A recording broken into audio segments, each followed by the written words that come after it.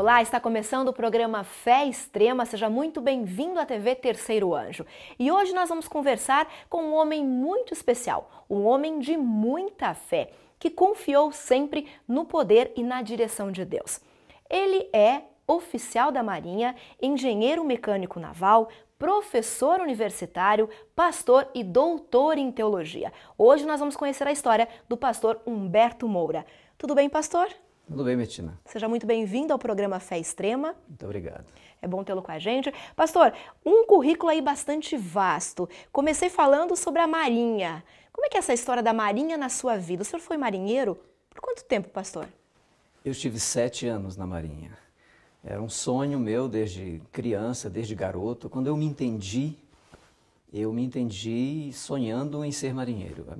Eu imaginava tomar um navio e viajar pelo mundo, voltar para casa, né? Era este o meu sonho. Eu me recordo, quando criança ainda, olhando uma revista, eu vi uma fotografia, uma montagem do movimento dos pracinhas ali no Rio de Janeiro, onde tem os soldados das 3 armas, e eu olhei o soldado da Marinha e falei, eu vou ser esse aqui. O senhor já se imaginou ali naquele momento, com aquela farda? Exatamente. Naquele contexto? Exatamente. E esse sonho foi crescendo, e eu fui me preparando para isso. Quando saí de casa, eu me recordo, quando eu fiz 14 anos, eu já não estava em casa. E eu tinha essa ideia de que realmente estava me preparando para ir para a Marinha. Eu mantive isso em segredo, porque minha mãe, meu irmão mais velho, certa ocasião manifestou o desejo de ir para a Marinha e ela chorou muito. Então eu achei que era uma coisa um pouco ruim. Para evitar o choro da mãe, a gente não conta. Eu findei não falando isso, né? Mas aquilo foi crescendo dentro de mim e eu também, assim, eu era um garoto bem levado quando era criança, né? E eu me recordo que as pessoas falavam muito assim, esse menino não presta. Eu ouvia muito isso, né? Na vizinhança. Mas isso não influenciou, não lhe incomodou? Não, de forma alguma. Só que quando eu estava, uma vez, eu gostava muito de ler, e uma ocasião eu estava lendo Monteiro Lobato e ele escreve assim, tudo que não presta vai para o mar. Aí eu falei, puxa... Então influenciou bastante. De certa forma, né? E aquilo foi formando dentro de mim, e ali pelos meus 17, 18 anos, eu consegui ingressar numa das escolas superiores da Marinha, e eu me formei muito jovem ainda, aos 21 anos, e eu estava no auge da minha vida, muitas coisas ocorreram nos meus 22 anos, e eu estava feliz da vida, realizado. Minha vida era um filme, eu era perfeitamente feliz. O senhor tinha tudo o que precisava, alcançou tudo. o sonho tão desejado, tão almejado durante tanto tempo. Pois é. Era marinheiro, era oficial da Marinha, Agora, acabou fazendo engenharia mecânica naval. E aí eu comecei a viver aquele momento assim com muita intensidade, desfrutar do mundo. Sim. Né? O mundo para mim era uma delícia, era deslumbrante, e até digo que se as pessoas fossem falar de Jesus para mim, de que Jesus resolve problemas, e eu ia perguntar para essas pessoas, né, que problema. Eu não tinha problema, então eu não tinha uma entrada para Deus na minha vida. Eu não tinha um ponto em que pudesse dizer assim, aqui eu preciso de Deus. Na minha ignorância, eu não precisava. Não precisava. De repente, pastor, a gente pode ter algum telespectador nos acompanhando, algum internauta, e que está pensando a mesma coisa, né? Eu conheço alguém que eu queria apresentar Jesus, mas a pessoa não tem problemas ou acha que não precisa de Jesus. Mas o que aconteceu com o senhor? Naquela época, Deus não se aproximou e o senhor não o conheceu como conhece hoje. Porque Deus também é estrategista, né, pastor? Ele sabe a hora certa de se aproximar das pessoas. Eu acho que Deus armou algum assim, não é? Porque pelo fato muita gente imagina que para aceitar Deus você tem um ponto vulnerável na sua vida. Você é infeliz ou fraco ou alguma coisa. Eu não tinha isso, eu não percebia isso. Mas ocorreu uma coisa interessante nisso tudo aí. Eu fui conhecendo o nome adventista. A primeira vez que me apareceu o nome adventista foi na frente de uma igreja. Eu fui passando e vi o nome Adventista do Sétimo Dia. E eu achei aquilo tão estranho, tão esquisito, né? E assim eu ri dentro de mim desse nome, né? Que nome diferente. Nome diferente, estranho. Mas eu creio que não demorou um ano, alguém me deu o livro Grande Coisa. Nessa altura eu já estava viajando na Marinha. e alguém me deu o livro O Grande Conflito. Ok, vamos dar uma recapitulada rapidinho aqui então. Isso. O senhor alcançou o sonho de ser marinheiro. Foi. Entrou para a Marinha, se tornou oficial, estudou e se realizou profissionalmente. Exatamente. E de repente, nesse momento das suas viagens, dessa realização toda, alguém lhe apresenta, lhe presenteia com o livro O Grande Conflito. E o senhor leu todo o livro, pastor? Eu li o livro todo, O Grande Conflito, acho que um tempo muito curto. E aquilo me influenciou muito quando eu estava... O tema A Volta de Cristo caiu assim sobre mim de uma forma muito densa e que praticamente exigiu de mim uma posição em relação a esse fato. Quando eu estava lendo sobre a volta de Cristo, e eu vi das profecias que diziam que escurecimento do sol, da lua, queda das estrelas, eu imaginei isso tão inusitado e eu pensei, bom, quando isso começar a acontecer, eu vou me chegar a Deus. E continuei Acho que a as ler. pessoas pensam isso, né? Continuei a ler, aí eu descobri que já tinha ocorrido tudo isso, todos esses sinais tinham ocorrido. Isso me perturbou, mas assim, não foi tão simples para mim. E daí um espírita, um colega meu, espírita, me deu um livro espírita. Um outro colega meu da Assembleia de Deus me deu a Bíblia e um adventista me deu o livro O Grande Conflito. E eu comecei a ler a Bíblia. E eu comecei a ler a Bíblia, me lembro, tipo assim, outubro. E eu comecei a ler e final do ano eu já tinha lido todo o Novo Testamento. E aí em seguida eu comecei a ler a Bíblia, depois que eu descobri que a gente tem a questão do ano bíblico. E desde então eu leio a Bíblia. Eu já leio a Bíblia 38 vezes, né? Mas quando eu estava naqueles dias lendo O Grande Conflito, o Grande Conflito e paralelamente a a Bíblia e o Sermão da Montanha, aí quando eu estava lendo o Sermão da Montanha, aí aquilo caiu dentro de mim e eu tive a consciência de que precisava mudar de vida e que Deus queria algo, uma resposta fiel de mim. Então, naqueles dias, eu decidi que seria fiel a Deus. Pastor, o senhor disse que o senhor tinha uma vida tranquila, feliz, o senhor estava realizado. Então, dentro dessa realização, o que o senhor entende que seria ser fiel a Deus? No que o senhor não estava sendo fiel, de acordo com os novos ensinamentos que o senhor estava tomando conhecimento? Bom, a vida de um marinheiro é diferente, né? Até um pensamento lá no 1º Distrito Naval do Rio de Janeiro que diz assim, existem 3 tipos de homens, os que estão vivos, os que estão mortos e os que vivem no mar. O marinheiro é diferente. A vida do marinheiro é diferente. É muito complicado eu falar desse passado, porque minha esposa até me recomenda, quando você for falar não entre em história, detalhes. Não entre em detalhes. Diga só que foi marinheiro. A vida de um marinheiro é... É difícil. É difícil, sabe? E ali, de repente... É muito contrária a tudo aquilo que Deus orienta, ao que a gente aprende na Bíblia. Para ter uma ideia, eu só conheci um marinheiro que era fiel à sua esposa. Só um. E eu até digo, bom, eu era solteiro, não tinha esse problema. Mas, assim, a vida, muito, muito intensa, você chega, às vezes você passa tempo no mar, você chega nas cidades, é uma coisa assim, você vive tudo que tem que viver, e às vezes em horas você tem que viver. Então eu entendi que Deus tinha uma lei. Queria que o senhor mudasse de vida. Deus tem uma lei, Deus tem mandamentos. Quando eu olhei os mandamentos, eu olhei o primeiro, quebrei, o segundo, quebrei todos. É difícil e complicado falar nisso, mas não estou exagerando, quebrei todos os mandamentos, todos. Bom, aí agora eu sinto que devo ser fiel a Deus, ou seja, eu tenho que guardar os mandamentos de Deus. E nisto, para um jovem de 22 anos, ele tem que ser fiel a Deus, em todos os mandamentos. Como fazer isso? Foi muito difícil para mim, porque foi como assim, arrancar a minha pele, né, para ser outra pessoa. E isso aconteceu no mesmo ambiente. No mesmo navio onde eu estava. O senhor continuou no navio, continuou com a mesma profissão, com os mesmos colegas. Com os mesmos amigos. E tendo que mudar de estilo de vida. E mudar de estilo de vida. Aí um dia, eles perceberam. Eu passei a não ir mais com eles. Eu passei a não sair mais com eles. E às vezes chegava assim à noite, porque quando o navio chega num porto, é hora. Não existe o não ser hora. E às vezes chegava no porto, 11, 12, meia-noite, 2 da manhã, 3 da manhã, sai todo mundo, vai todo mundo, entendeu? Vai se divertir e tudo mais. E aí então, Eu não ia mais. E eles perceberam, e aí foi muita gozação. Acredito. Foi muita gozação. Assim, eu acho hoje, eu me recordo, não fiquei nervoso com eles e tudo mais, né? Mas eles pegaram muito pesado comigo, né? Armaram para cima de mim. Eu evito falar, mas eles armaram um dia, levaram pessoas e foi um teste. Queriam que o senhor não continuasse fiel. Eles queriam se divertir com a minha própria situação.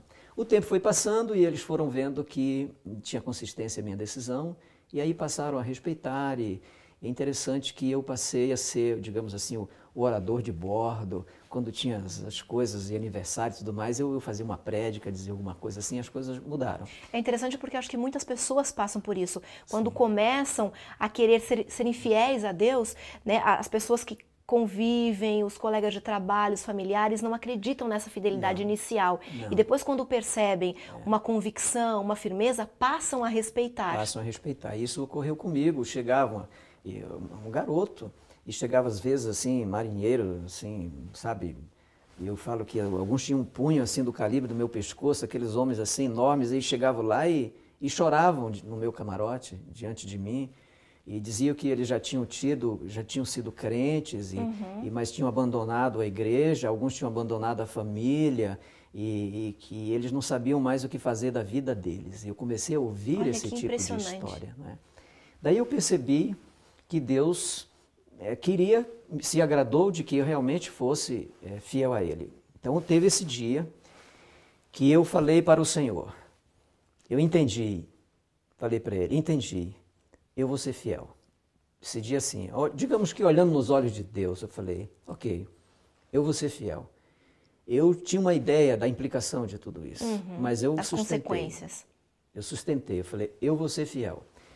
Bom, quando eu decidi que ia ser fiel, acho que foram 2 dias depois, eu estava no Rio de Janeiro, eu estava caminhando, né, numa rua, me lembro bem, era no início da tarde, eu estava caminhando na rua, quando eu me surpreendi, alguém falou comigo.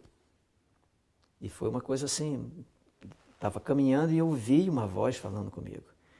E a voz dizia assim, você vai deixar a Marinha e agora você vai ser um pastor. Eu parei, olhei para trás. Não tinha ninguém. Não vi ninguém. E assim, não é uma coisa assim, as pessoas às vezes dizem, Deus falou comigo. Não, Deus falou como você está falando comigo. Eu ouvia, não vi ninguém, mas eu ouvi o Deus som, falando. A voz de Deus, que estourou dentro da minha cabeça. E eu então fiquei assim muito perplexo, sem saber muito o que fazer, retomei a caminhada e falou novamente. Uma frase que não fazia sentido naquela época para mim. A frase dizia assim, procura o nosso colégio, porque você vai ser um pastor. Ora, essa expressão nosso colégio é uma expressão denominacional, uma expressão nossa. Eu era um marinheiro, eu não conhecia isso. Mas Deus disse, procura o nosso colégio e você vai ser um pastor. Pronto, isso caiu na minha cabeça, eu fui. Peraí, pastor, vamos voltar um pouquinho. Sim. Primeiro, o senhor abriu seu coração para Deus. Primeiro eu abri. Permitiu que ele entrasse, começou a entender um pouquinho da lei dele e se decidiu a seguir essa lei. Sim. Então o senhor estava à disposição. Sim. Depois Deus falou. Deus falou em seguida. Quando eu disse, ok, eu vou ser fiel, eu sabia que era difícil, mas não sabia que ia ser tão difícil. Tão difícil. Mas eu me mantive fiel. Os testes que eu passei na minha vida para ser fiel a Deus, eles foram extremos. Eu até digo lá em casa, eu brinco lá com a minha família, quando eu chegar no céu, eu vou falar com José, José, vem cá. Você ficou famoso com uma historinha daquela, uma maluca casada que foi atrás de você? Você precisa escutar as minhas histórias. Eu acho que assim como o senhor, deve ter inúmeras pessoas que estão nos acompanhando agora e estão pensando nas próprias histórias, de fidelidade a Deus, que tiveram que suportar e vencer para se manterem fiéis. Exatamente. Então esse foi, digamos assim, foi um momento extremo mesmo da minha vida. Ao tomar a decisão, Deus fala em seguida comigo. Só que Deus só diz isso. Primeiro, deixar a Marinha e ser pastor. E depois, na sequência, ele fala para o senhor procurar o nosso colégio para ser pastor. Exatamente. E só diz isso e desaparece. E eu desapareço no mundo. eu vou de novo viajar. E eu vou de novo para a vida que o senhor tinha. Mas aí eu já não era mais a mesma pessoa. Eu sabia que eu não era Algo mais já a tinha mesma. mudado. Tinha mudado dentro de mim. Tinha mudado dentro de mim. E aí o que eu fiz? Eu encontro no Porto de Santos alguém. Eu saía à procura da igreja e tudo mais, não encontrava, muito difícil. E aí no Porto de Santos, eu perguntando para alguém, escuta, você conhece a Igreja Adventista, Sétimo Dia aqui? Porque eles me diziam qual era a igreja e finalmente não era aquela. E aí alguém disse assim, olha, aqui tem um adventista aqui, que trabalha aqui. Eu fiquei assim... Existem adventistas por aqui, então? Tem um adventista aqui. E eu findei, naquele momento não o conheci, mas findei conhecendo ali, naqueles momentos ali, um rapaz que trabalhava no cais do Porto de Santos. O nome dele era Acílio Alves Filho, e esse rapaz era teologando. Ele era teologando, ele estava no 4º ano de teologia, e quando eu assim olhei para ele, assim olhei encantado, falei, puxa, eu vou ser isso aqui. Eu vou ser isso aqui, eu vou ser um teologando, eu vou ser pastor. Nós fizemos uma grande amizade, ele me levou ao colégio, mostrou o caminho, me mostrou tudo lá e me disse assim, e eu fui na livraria, vi aqueles livros, e eram os livros da mesma autora, Ellen White, que tinha o livro do Grande Conflito. Aí ele falou, eu perguntei, que livros eu posso ler? Ele foi baixando os livros. Esse eu levei uma sacola de livros, mais de 20 livros. E depois eu levei também mais uma sacola, e eu andando comecei a ler. E aí tem uma coisa interessante nessa leitura que eu vou fazer, nessa nova leitura, que é o livro Atos dos Apóstolos. Esse livro vai influenciar o meu ministério mais tarde. Olha. Então, ao fazer esse contato com ele e ao ir ao colégio, restava agora só comunicar à minha família, olha, eu estou saindo. Está acontecendo isso comigo. Está acontecendo isso. Sem dar muita explicação, eu chego em casa e digo, olha, eu estou deixando a Marinha e vou ser pastor. E a reação, pastor, da família, como foi? Estavam todos na sala e eu resolvi dar a grande notícia. Nossa, mãe, aquilo foi uma tristeza para eles. Saiu um para a cozinha, saiu outro para o quarto, saiu outro e eu fiquei... Sozinho na sala? Sozinho. Aí, depois minha mãe me falou, olha, você poderia ficar mais um pouco. Eu estava construindo uma casa, né, que findei construindo. Você fica mais um pouco e depois você segue. Ela imaginava que era uma coisa de momento que ia passar. E depois de um ano eu falei, olha, realmente não dá mais, eu vou seguir. Desembarquei do navio e fui fazer teologia. Eu não tinha preparo, não tinha formação nenhuma. Quando eu cheguei no curso teológico, que eu vi que alguns eram diáconos, outros anciãos. Já tinham envolvimento com a igreja. Com a igreja, eu me sentia assim tão insignificante. Puxa vida, eu não sei nada disso. Eu tinha passado, acho que eu tinha ido na plataforma uma vez, eu tinha passado uma lição de escola sabatina uma vez. Só isso, era toda a minha experiência. Começamos o curso, e um curso de teologia passa muito rápido quando a gente olha no retrovisor. E eu terminei o curso e fui chamado para ficar na escola, atuar como professor na escola. Em todo essa passagem, né, desse momento, eu tinha uma ideia. Eu tinha lido o livro Atos dos Apóstolos. Sim. E na minha cabeça a igreja era como o livro Atos dos Apóstolos. E como é isso, pastor? O livro Atos dos Apóstolos é uma igreja sem templo. É uma igreja que se reúne nas casas e as pessoas vivem em comunhão, as pessoas vivem um amor ágape, as pessoas se ajudam umas às outras, elas participam da vida umas das outras, elas vivem numa vida de felicidade e Deus é muito presente nesta igreja. Deus está muito ali, eles decidem com o Espírito Santo. Se nós vamos, se nós ficamos, se nós permanecemos, se nós construímos, o Espírito Santo está muito... Uma comunidade. Uma comunidade, exatamente. E o senhor, então, saiu do curso de teologia com essa ideia de igreja? Eu entrei no curso de teologia já com essa ideia de formada, igreja. E eu não percebi esta realidade. Eu cheguei procurando onde que tem os grupos de oração. O grupo de oração. Eu tinha um interesse muito grande pela oração. A oração, para mim, era uma coisa assim, sabe, falar com Deus. Sim. Foi isso que eu li na Bíblia, foi isso que eu li no livro, eu aprendi a religião dos livros, da Bíblia diretamente dos livros, e os livros de Ellen White, tanto quanto a Bíblia, diz, orar é falar com Deus. E eu entendia que quando você orava, você realmente fala com Deus.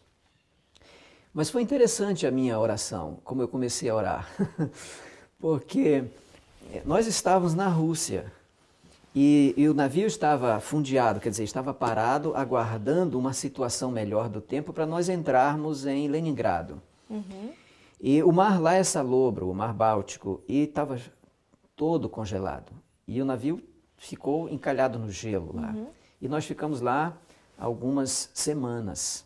Ali, encalhados, aguardando que venha um barco, quebra-gelo, para poder nos tirar dali. Ficamos ali, eu acho que pelo menos mais de uma semana, tenho certeza. Ali a gente fica agora sem fazer nada. Os marinheiros a bordo ficam ali sem fazer nada. E não tem muita coisa para fazer além da rotina. E aí eu estou um dia, eu estou lá na copa dos oficiais, e chega o chefe dos taifeiros, conversando com o taifeiro, eu estou lá bebendo água, olhando o tempo todo assim, muito cinza, e aí eu escuto o chefe dos taifeiros dizendo para o outro taifeiro, eu estou orando de madrugada. Aí eu virei, olhei para ele, como assim? Aquela palavra soou assim, mas a pessoa que falou isso era, sabe, era uma pessoa assim que não tinha perfil para isso. O senhor nunca imaginou que aquela pessoa estaria orando? Não, ele se chamava Adriano, esse rapaz. O Adriano, as pessoas já acham que os marinheiros não prestam. Agora, os marinheiros achavam que o Adriano não prestava. Eles tinham certeza que não prestava. Não prestava. E quando eu vi o Adriano falando aquilo, eu olhei para ele e falei assim, bom, então você me convida. Eu falei isso e saí. E aí quando foi, passou, e eu fui dormir e tal, quando foi umas horas, e ele falou, é 4 da manhã, ele falou, eu esqueci isso. Sim. Quando foi umas horas lá, eu estou dormindo e de repente alguém bate a porta do meu camarote. E quando batiam a porta do meu camarote era problema, eu tinha que estar pronto e rapidamente. Uhum. E eu corri, quando abri a porta, era o Adriano. Era o Adriano. O meu primeiro ímpeto foi empurrar a porta, entendeu? E dizer alguma coisa para ele. Mas eu fiquei ali olhando para ele, ele me olhando. Quando eu abri a porta, que era ele olhou para mim e falou assim, vamos orar? Está na hora. E eu ainda fiquei processando, o que é que eu vou fazer, né? Mas aí eu fui me acalmando e eu tinha falado para ele, e aí eu falei, tá bom, me aguarda aí. Eu fui, mais que me vestir, eu fui me equipar, porque lá fora estava 32 a 34 graus abaixo de zero. Estava frio, pastor. Bastante frio. Aí fui me equipar para nós sairmos. Quando nós abrimos a porta do navio e saímos para o convés, havia só um caminhozinho na neve, por onde os marinheiros iam e vinham até a popa. Aí nós fomos. Ele foi na frente e eu atrás. Aí descemos um lance de escada e ficamos mesmo bem na popa do navio. Pastor, esse foi então o seu primeiro contato com a oração. Primeiro contato. Como é que o senhor se sentiu? Bom, aí quando eu desço e eles viram de frente assim para mim, aí falou assim, vamos orar. E eu fiquei olhando para ele, estava absolutamente escuro. E ele começou a orar. E ele começou a orar e falando com Deus. E eu vi nele ali outra pessoa. Não era aquele Adriano, era outra pessoa. E quando ele terminou de orar, ele disse assim, agora você ora.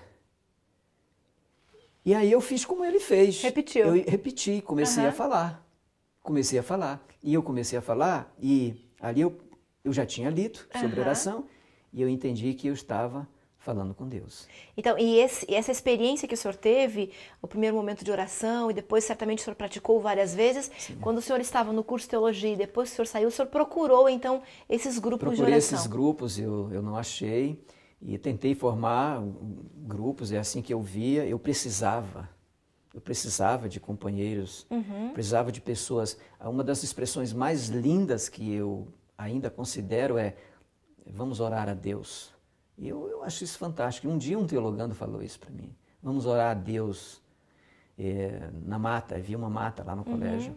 E aquilo foi uma coisa muito linda, aquele momento ali de oração. Mas aí eu me formei, não consegui ver nem formar nenhum grupo. E quando eu cheguei ao colégio, eu falei assim, nossa, mas que coisa estranha. não é a mesma coisa. A igreja do livro não é a mesma coisa. É diferente. É assim, claro, que eu era um neófito, eu não entendia muito das coisas, mas esse era o meu sentimento. É diferente aqui, não está igual ao livro. Eu pensei, as pessoas aqui são diferentes, não são iguais às pessoas do livro, pensava eu, né? Na minha, digamos, ignorância, né? E o tempo foi passando, eu me formei, comecei a trabalhar na escola. Eu me formei em 84, final de 84, passou 85, 86, 87. Quando foi 87, aquela voz falou de novo comigo. Deus voltou a falar com o senhor. Aí falou de novo comigo. E o que ele disse dessa vez, pastor? Dessa vez é muito preocupante. Eu não tenho culpa, eu só ouvi. Mas o que eu ouvi, Deus disse assim. Bom, foi o que eu ouvi, né? O que eu ouvi foi dizendo assim, você agora está igual a todo mundo. E eu me assustei com essa declaração. Eu sabia o que cumpria. É como um diálogo que estivesse acontecendo. Sim, Eu me assustei com aquilo. E eu sabia que eu tinha que formar grupos. Eu não sei se as pessoas, se o telespectador, a pessoa que está me olhando aí, me ouvindo, se vai aceitar isso, mas aconteceu dessa forma. Se eu não falar dessa forma, eu não estou falando a verdade. Aconteceu dessa forma. Eu entendia que eu tinha que formar os grupos e aí eu comecei a me esforçar para formar os grupos. E eu demorei. Pastor, quando Deus fala com a gente, quando Deus chama a gente, chamou o Senhor, chamou a mim, certamente chamou e vai chamar tantos quantos estão nos acompanhando, é para que a gente faça a diferença. Pois é. Eu penso que sim. E aí nós temos muito, às vezes, timidez e até medo, às vezes, de contar a nossa própria história, como Deus trabalhou, mas foi assim que aconteceu. Então, eu agora comecei tive a ideia de que realmente deveria fazer isso. E por onde o senhor começou? Deus lhe chamou para ser pastor, para fazer teologia, e de repente ele fala, depois de um tempo, que o senhor já está formado, que o senhor estava igual. Ou seja, estava acomodado. Não fez a diferença onde ele lhe chamou para fazer a diferença. Exato. E qual foi a ideia que o senhor teve? Qual foi a iniciativa que o senhor tomou a partir disso? Depois disso, eu entendi o que eu tinha que fazer, né? O que eu deveria fazer.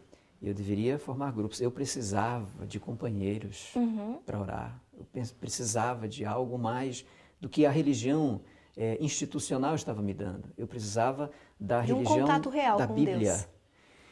Deus. Aí, eu ouvi isso, mas eu continuei ainda.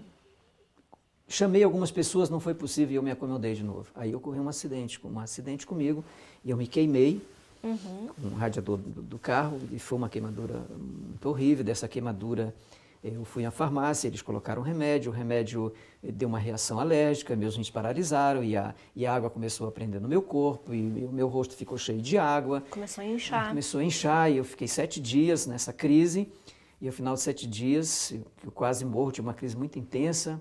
Daí, quando saiu da crise, aí eu entendi, eu tinha que fazer. E aí eu continuei de novo. Tentei... Pastor, para a gente esclarecer, isso não é castigo de Deus. Não, eu acho que Deus puxa a orelha da gente. Deus mostra pra gente o que a gente tem que fazer. Se Deus quer que você faça algo e você não dá muita atenção e Deus sabe que você vai fazer, Ele tem essa misericórdia conosco, de nos chamar a atenção e às vezes dói, como Deus nos chama a atenção. Mas depois de tudo você entende, puxa, não for assim, não teria atendido a voz de Deus. É Deus lhe colocando novamente no caminho que Ele pediu para o senhor trilhar. Fazer. Quando eu saí daquela crise, que foi, afinal de contas, foi muito importante para mim, minha esposa acompanhou e tudo, um amigo acompanhou, foi tudo muito interessante, muito marcante. Quando terminou, aí eu falei, ok, eu sei o que eu vou fazer. E aí comecei a chamar. E aí foi quando eu percebi como é difícil formar um grupo de oração.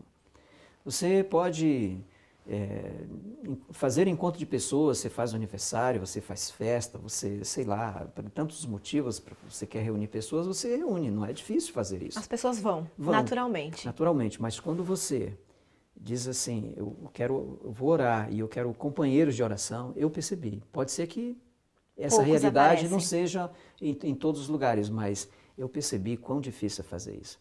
E eu tentei com alguns segmentos, com o primeiro segmento, segundo segmento, e finalmente, resumindo a história, depois de 3 tentativas, as pessoas não foram na minha casa, e eles diziam que iam, não fui. Um dia eu saí à noite à busca delas, e eu fui na casa de todas elas e disse, você prometeu que ia na minha casa hoje fazer um culto.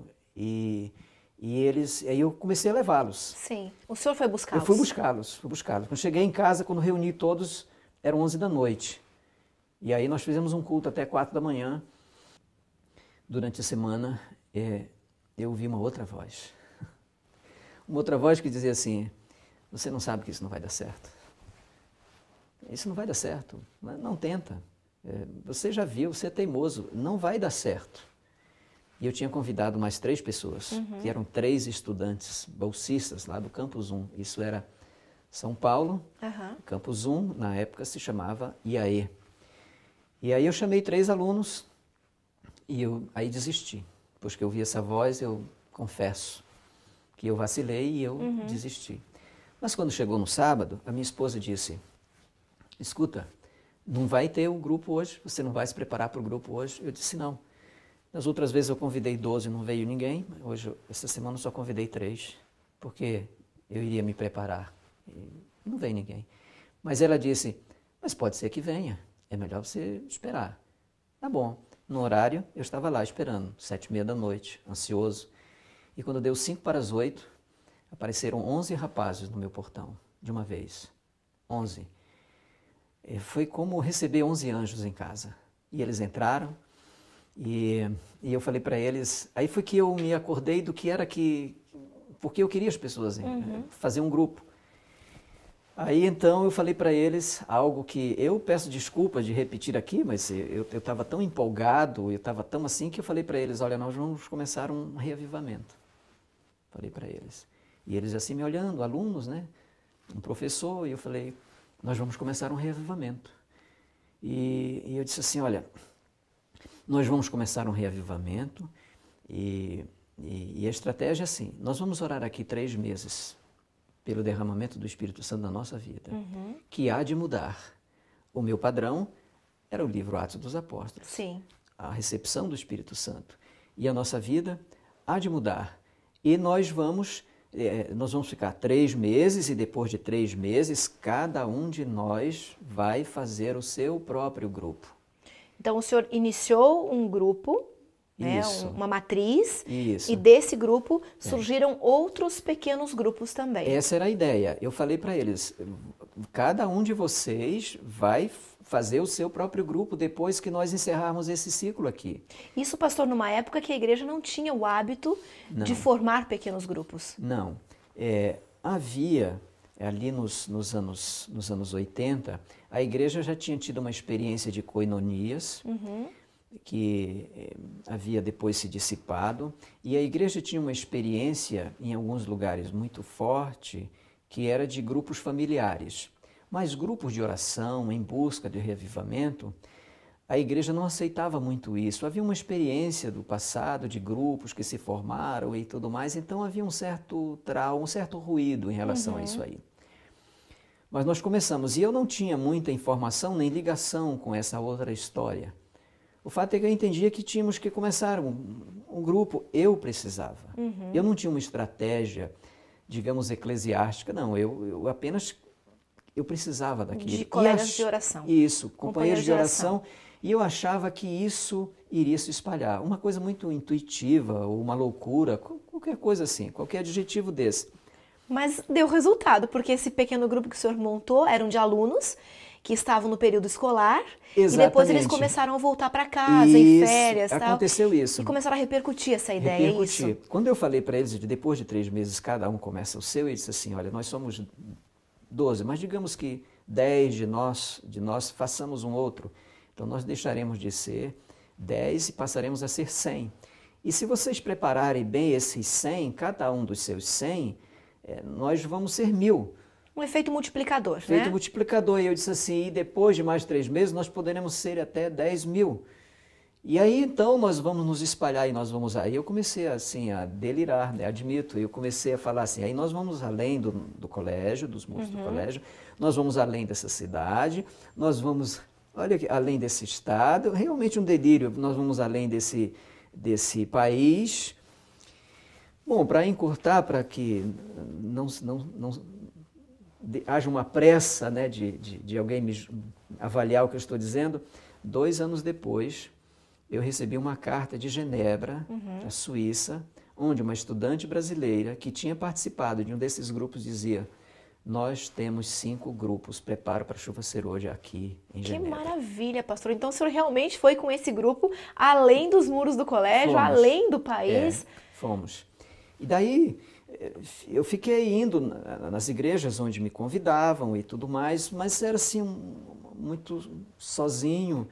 E finalmente eu fui convidado para implantar estes grupos. Aí eu já tinha uma ideia para implantar esses grupos numa igreja da Segmento. Então o presidente do campo lá de onde eu estava, o pastor Osmar Reis, ele me convidou para eu ir atuar em Itapecerica da Serra. Em São Paulo. São Paulo. Eu queria uma igrejinha que ficava perto de casa, mas ele me convidou para eu atuar voluntariamente lá. E lá as coisas começaram a ocorrer e finalmente o distrito de Itapecerica da Serra. Aí eu trabalhei, eu elaborei realmente um projeto, desenvolvi um sistema. Daí o senhor criou uma estratégia, um material específico para os pequenos grupos. Exatamente. E esse trabalho começou a frutificar. E lá nesse distrito Itapecerica da Serra, segundo consta, foi o primeiro distrito que funcionou com pequenos grupos segundo o modelo que nós temos atualmente. Ok. Concomitantemente, né, com esse grupo, eu pensei, puxa, nós precisamos intensificar essa nossa busca pelo poder do Espírito Santo.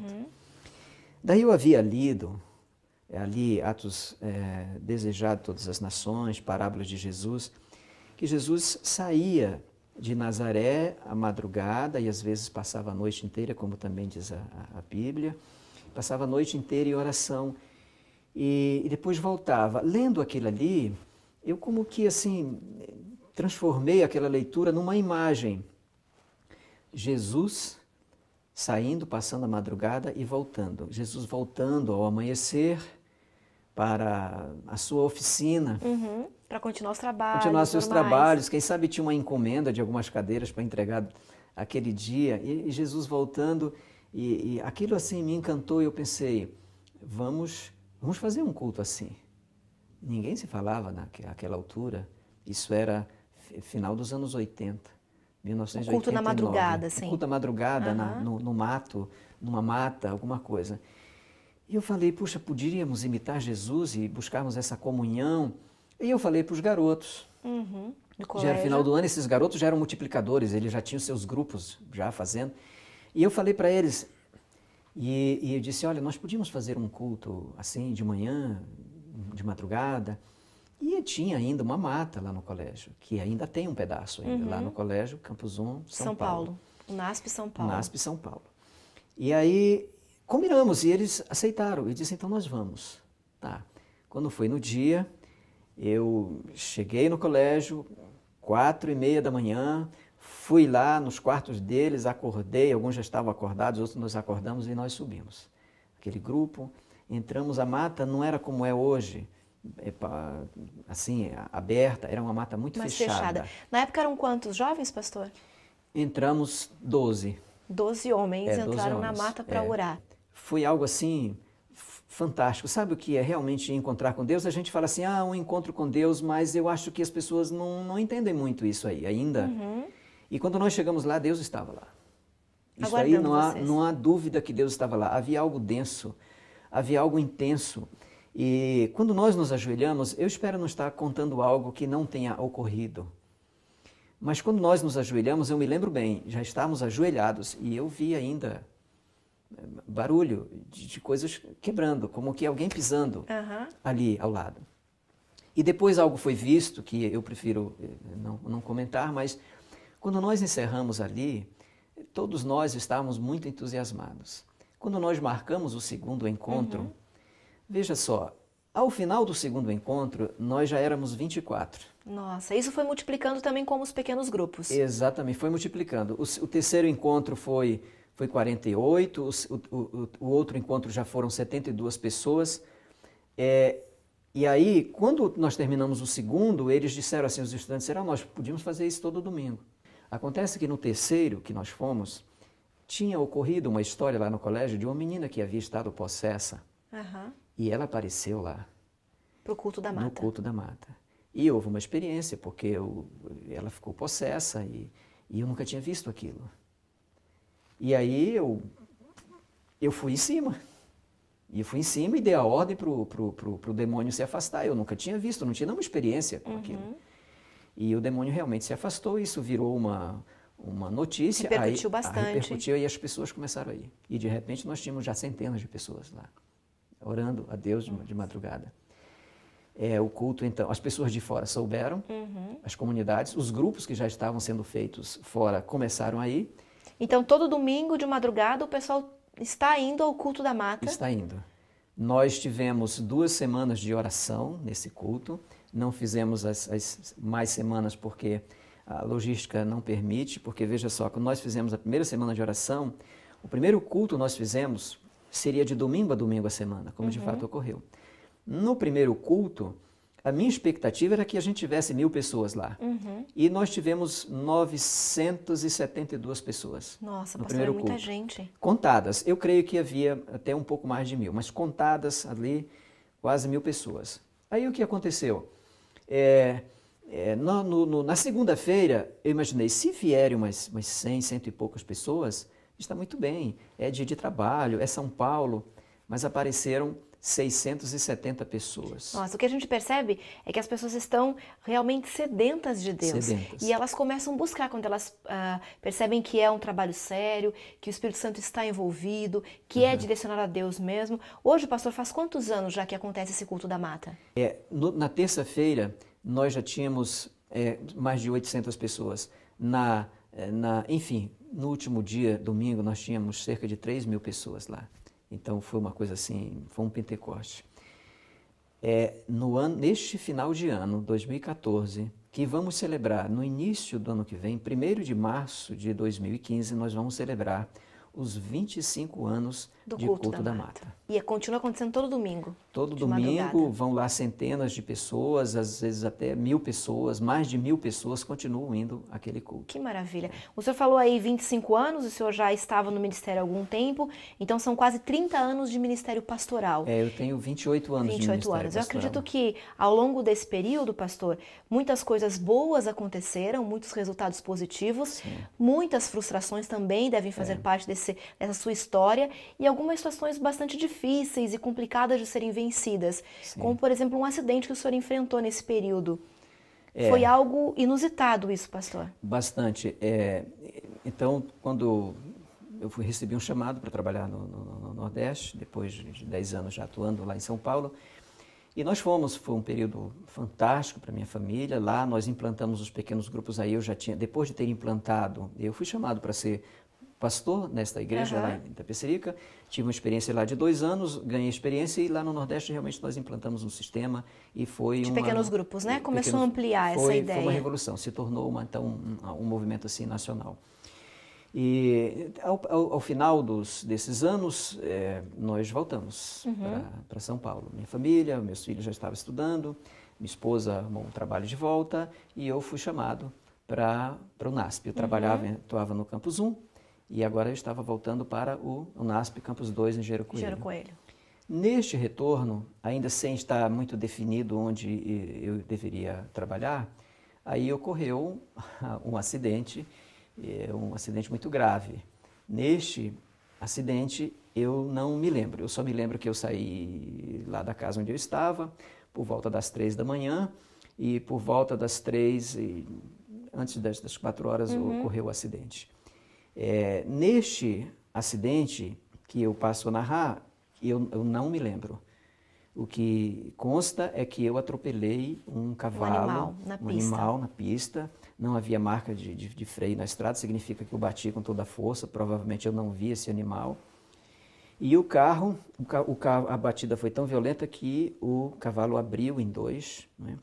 E uma parte do cavalo veio e me atingiu de cheio, baixou o teto do carro e aquilo veio sobre o meu rosto, primeiro os estilhaços de vidro, meu rosto ficou todo furado, todo perfurado, os estilhaços de vidro, depois a pancada, e o carro capotou e caiu lá embaixo E quando eu dei por mim, era mais ou menos no meio da manhã, eu estava no hospital. O senhor não lembra, então, de ter visto o animal, nada, de tê-lo não me lembro atropelado, do capotamento, nada? O senhor só Nada lembra disso. que o senhor saiu para essa viagem e acordou no E hospital? acordei lá no hospital, Ok. muito assustado, achando que teria me envolvido em algum acidente com outro carro, alguém teria morrido se eu estava E naquele os estado. ferimentos, pastor, foram bastante graves? Eu tive traumatismo craniano, eu tive afundamento aqui e eu tive uma separação do crânio e da face, com invasão de matéria para a calota craniana. O meu estado era deplorável. Bastante grave. Eles não me operaram imediatamente porque o campo estava todo contaminado, então tiveram que esperar 3 dias, né?